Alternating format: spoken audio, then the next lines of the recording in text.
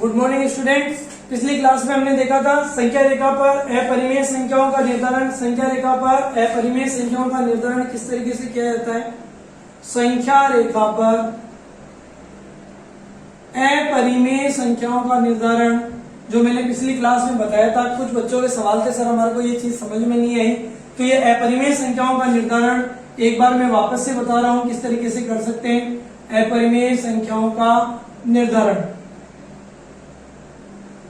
मैंने क्वेश्चन दिया था पिछली बार √2 का निर्धारण करना, √2 का संख्या रेखा पर निर्धारण करना। ये हमने पिछला वीडियो था उसमें बताया था। बच्चों का मेरे से सवाल था कि सर ये हमारे को बिल्कुल भी समझ में नहीं आया, तो वापस से इसको देखो।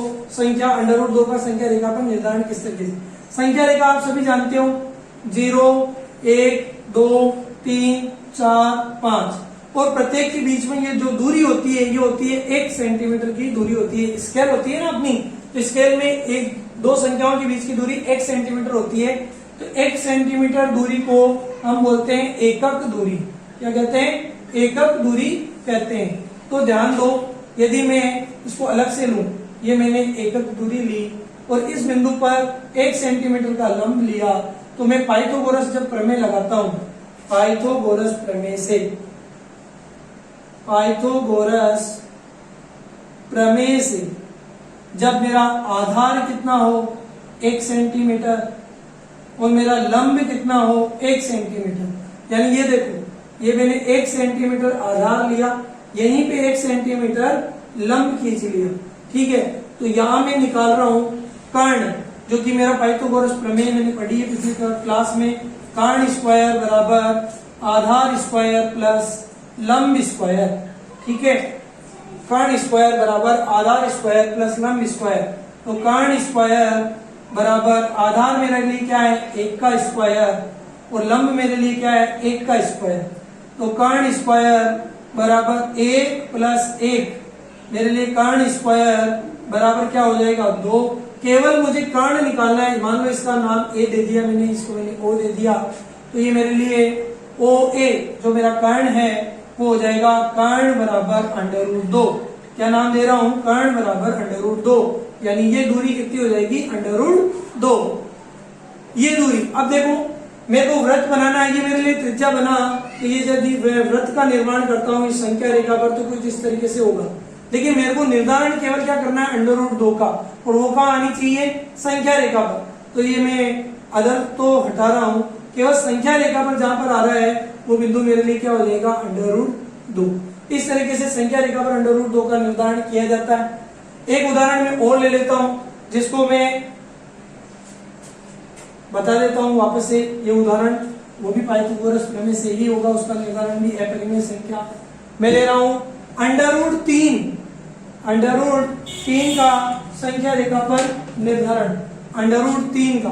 अभी मैंने 2 का लिया था, उसी को मैं आगे लूंगा 1, 2, 3, 4। मैंने कहा था इसके बीच की दूरी 1 सेंटीमीटर, लंब भी मैंने 1 सेंटीमीटर लिया।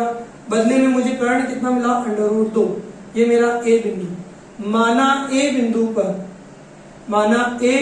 पर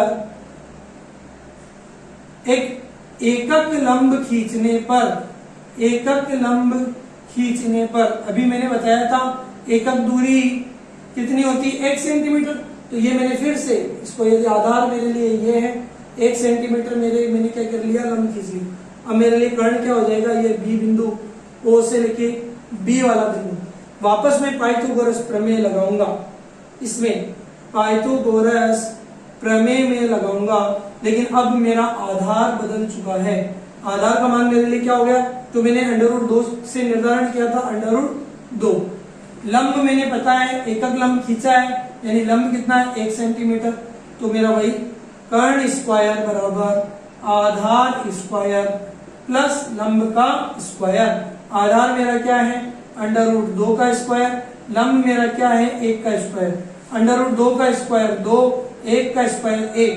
तो ये मेरा कर्ण स्क्वायर बराबर कितना हुआ, कर्ण स्क्वायर बराबर हुआ 3 और कर्ण बराबर क्या होगा √3। अब मेरे लिए √3 दूरी ये हो चुकी है। यदि मैं वापस से इसे संख्या रेखा पर बताऊंगा, इसको त्रिज्या मानकर खींचता हूं, तो संख्या रेखा पर ये यहाँ से तो √2 का निर्माण और यहाँ पे √3 का निर्माण होगा। ये बिंदु मेरा संख्या रेखा पर √3 कहलाएगा। इस तरीके से हम संख्या रेखा पर √ का निर्धारण या अपरिमेय संख्या का निर्धारण कर सकते हैं। अब हम एक अगला टॉपिक ले रहे हैं, संख्या रेखा पर वास्तविक संख्याओं का निर्धारण। संख्या रेखा पर वास्तविक संख्याओं का निर्धारण, वास्तविक संख्याओं का निर्धारण जो क्या हो सकता है मेरे लिए, वास्तविक संख्याएं। मान लो एक क्वेश्चन लिया मैंने 2.665 को दर्शाओ, तो देखो ये मेरी संख्या रेखा 1 2 3 4 और ये 5 बिंदु, ठीक है। मेरा 2.6 यदि मैं संख्या रेखा में देखता हूं, दो संख्याओं के बीच में कितनी छोटी लाइनें होती है, 10 लाइनें होती है, तो ये मेरा 2.6 किसके बीच में आएगा, 2 और 3 के बीच में, 2 और 3 के बीच में। तो देखो 2 और ये 3 और ये वापस मैंने संख्या रेखा बनाई, ये मेरे लिए देखो 2.1 2.2 2.3 2.4 2.5 2.6 2.7 2.8 2.9 और ये 3 मेरा यहाँ पर, ठीक है। अब मेरा कितना है 2.6, कहाँ पे आया मैं, ये 2.6 2.66, तो ये मेरा 2.6 और 2.7 के बीच में होगा।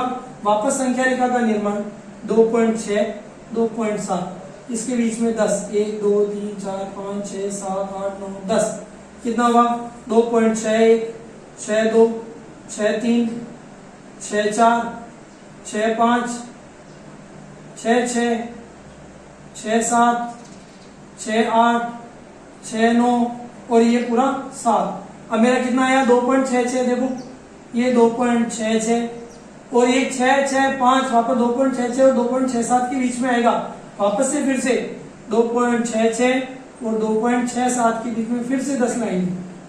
इस तरीके से मेरा यहाँ पे 2.66 और 5 6 6 5 इस तरीके से यहाँ पे मैं दर्शाऊंगा।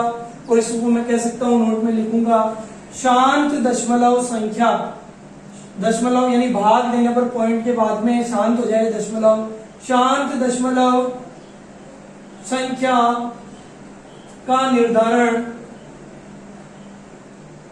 अधिक स्पष्ट हो सकता है, अधिक स्पष्ट हो सकता है। ये उदाहरण हमको ध्यान से देखना है। ये क्वेश्चन मैं वो क्वेश्चन करने के लिए एक्सरसाइज के आप लोगों को भेज दूंगा। इस तरीके से आपको ये वास्तविक संख्याओं का निर्धारण करना है। Thank you students.